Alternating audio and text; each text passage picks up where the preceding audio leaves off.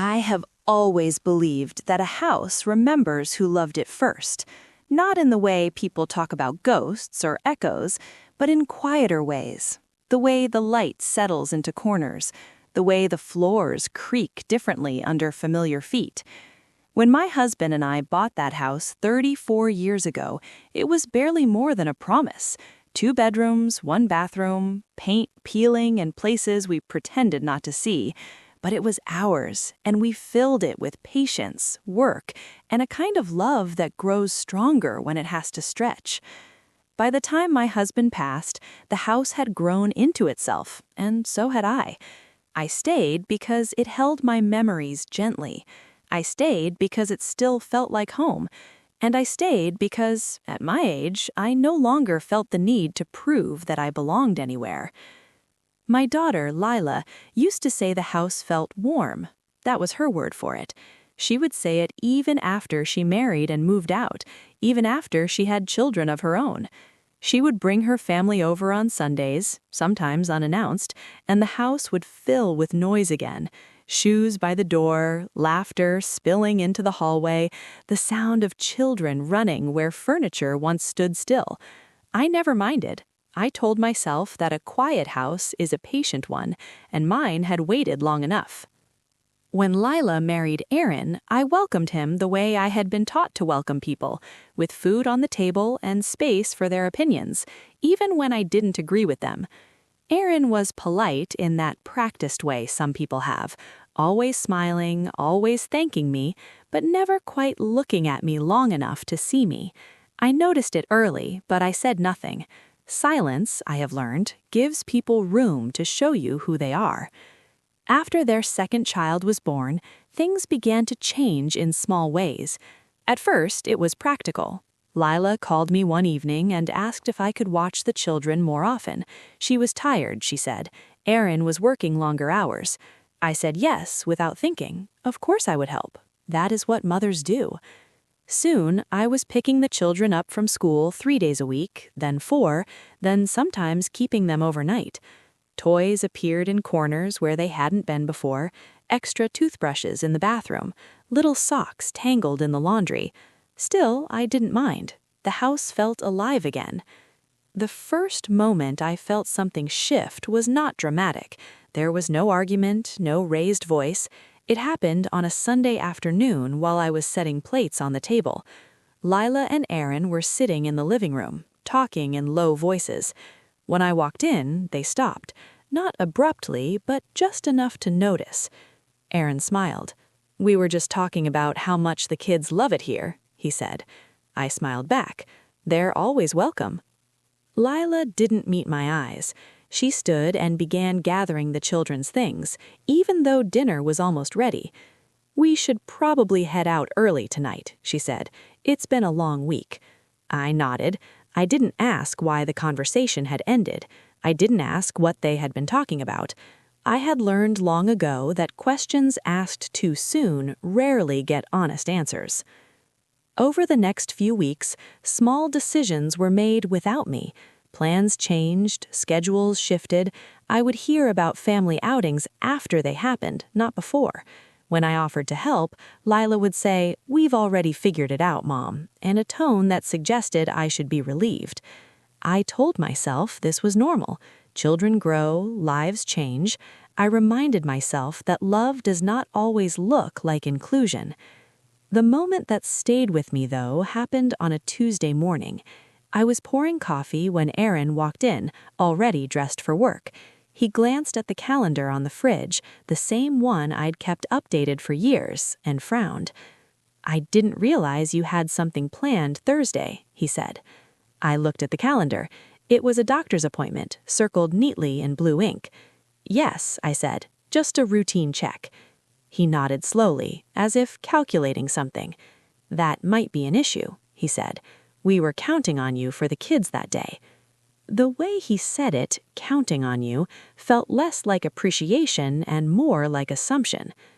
"I can see if I can reschedule," I said, before I could stop myself. Aaron smiled. That would really help. He left without waiting for confirmation. I stared at the calendar long after he was gone. For the first time, I noticed how much of it was filled with other people's needs. I did reschedule the appointment.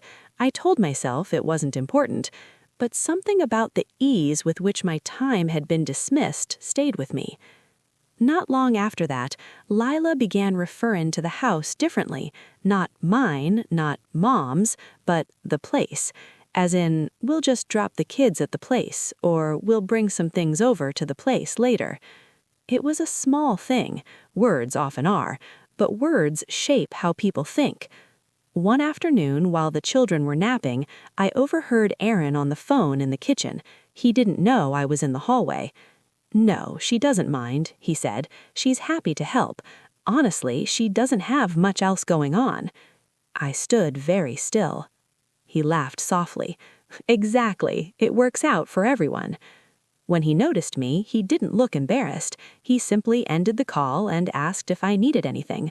"No," I said. "I was just checking on the kids." That night, I lay awake thinking about the phrase, "much else going on." It wasn't that he was wrong. My days were quieter now, but quiet does not mean empty, and being available does not mean owned. I began to watch more closely after that.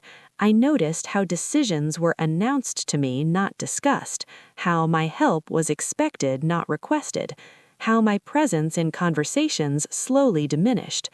The day Lila asked me to move some of my things out of the guest room was the first time she sounded nervous. She said, "We're thinking of making it more comfortable for the kids, just in case they need to stay more often." I looked around the room. It held boxes of old photographs, winter coats I hadn't needed in years, a rocking chair that had once belonged to my mother. "Of course," I said. "Tell me what you need." Relief washed over her face. She hugged me quickly as if I might change my mind. As I packed, I realized no one had asked whether I wanted the children to stay more often. It had been decided already. I didn't argue, I didn't protest, I simply adjusted, the way women of my generation were taught to do. But I began to write things down, not at first out of suspicion, just clarity, dates, conversations, small comments that lingered. Silence had made me invisible. Observation made me aware.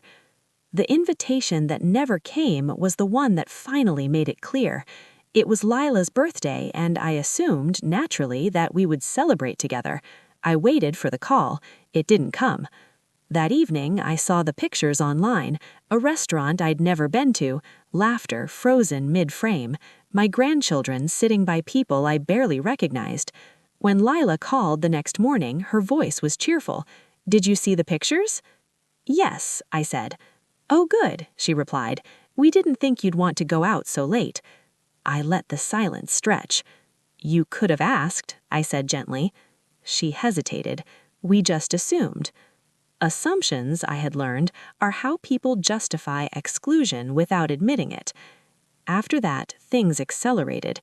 Aaron began talking openly about long-term plans. He mentioned downsizing, efficiency, what made sense going forward, always in vague terms, always as if I was part of the discussion, though I had no voice in it. One afternoon, he sat across from me at the kitchen table and said, "We've been thinking about what's best for everyone." I nodded, waiting.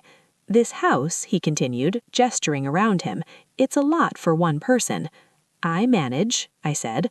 "Sure," he replied, smiling, "but maybe not forever." The way he said forever made it sound like a deadline. That night, I pulled out old documents I hadn't looked at in years, deeds, letters, notes my husband had written in the margins of important papers. I didn't know exactly why I was looking yet. I just knew it was time to understand things fully. I realized then that patience is not passivity, silence is not surrender, and being underestimated can be a kind of shield. By the time Aaron suggested casually that I might be happier somewhere with less responsibility, I had already begun to see the shape of what was coming. I smiled at him, I nodded, I said nothing, and that, I would later understand, was when they truly stopped watching me. After that conversation, something settled into place inside me. Not anger, not fear, just clarity. When people stop watching you, they reveal themselves more freely. They speak without caution. They act without checking the ground beneath their feet. I had spent much of my life being careful for others. Now I let them be careless for me. The house grew quieter, but not empty. Wheela called less often. When she did, her tone carried a distance that hadn't been there before, like someone speaking from the other side of a door they didn't intend to open. Aaron became more direct. He no longer softened his words with courtesy. He talked about logistics, timelines, and realistic expectations, as if my life were a project that needed reorganizing.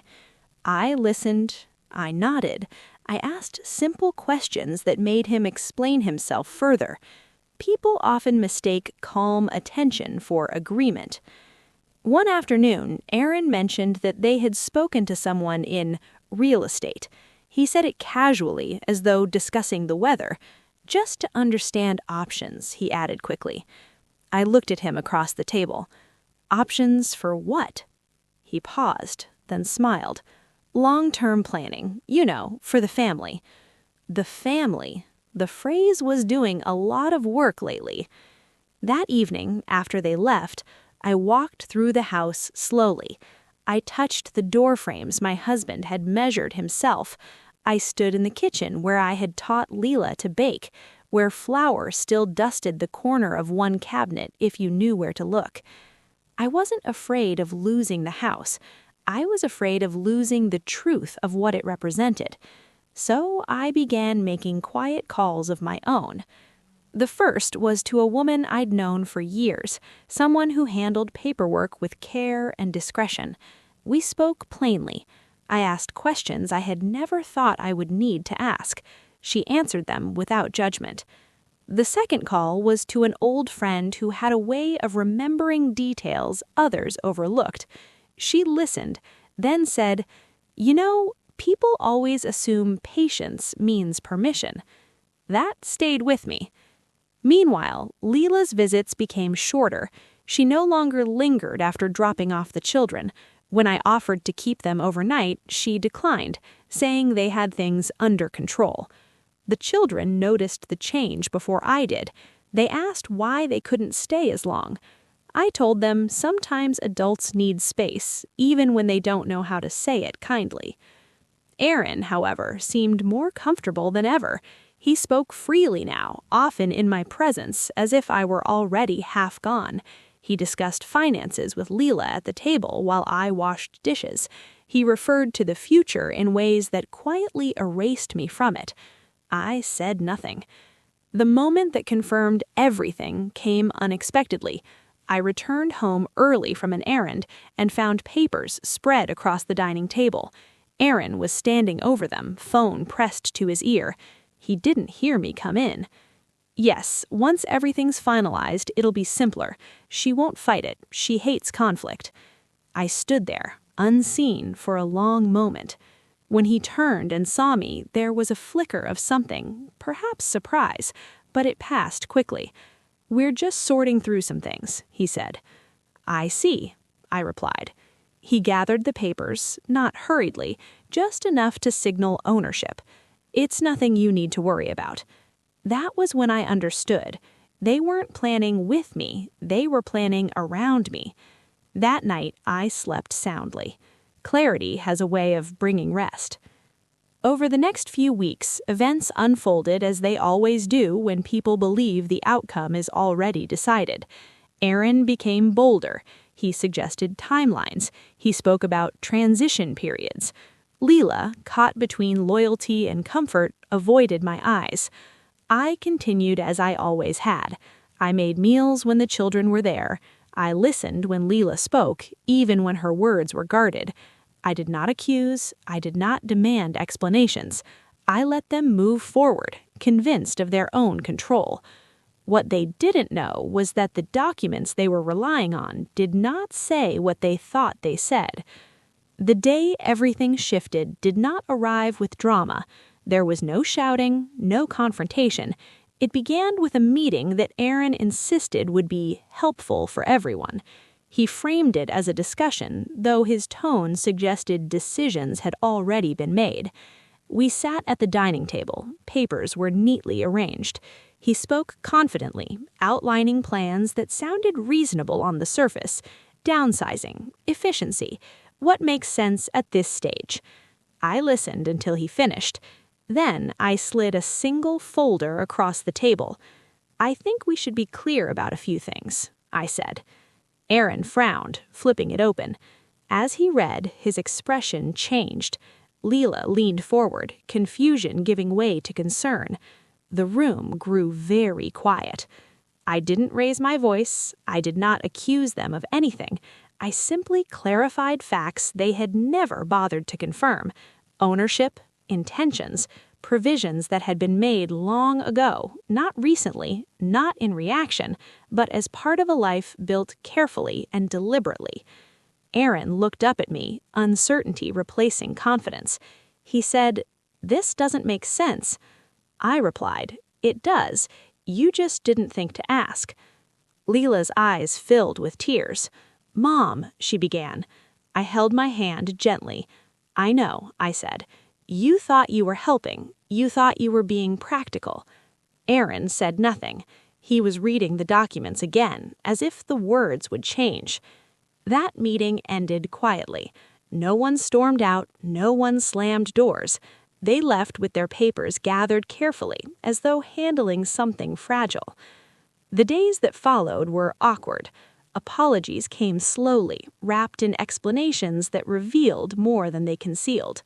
I accepted what was sincere and let the rest pass. What surprised me most was not their reaction, but my own. I felt no triumph, no satisfaction in being right, only a calm understanding of where boundaries should have been drawn long ago. Leela came by one afternoon, alone. She sat at the kitchen table, twisting her hands the way she used to when she was a child. She said, "I didn't mean for it to happen that way." I said, "I know." She looked up, searching my face. "Do you forgive us?" Forgiveness is not a moment, it's a process. I told her the truth. I'm learning to forgive myself first, for staying quiet when I should have spoken. She nodded, tears falling freely now. Things did not return to how they were. They shouldn't have, but they changed in ways that were more honest. Aaron became careful again, though not polite in the old way. Leela found her footing, slowly reclaiming her voice. As for me, I learned something valuable in the space between silence and speech. Patience is powerful, but only when it serves your dignity. Silence can be wisdom, but only when it is chosen, not imposed.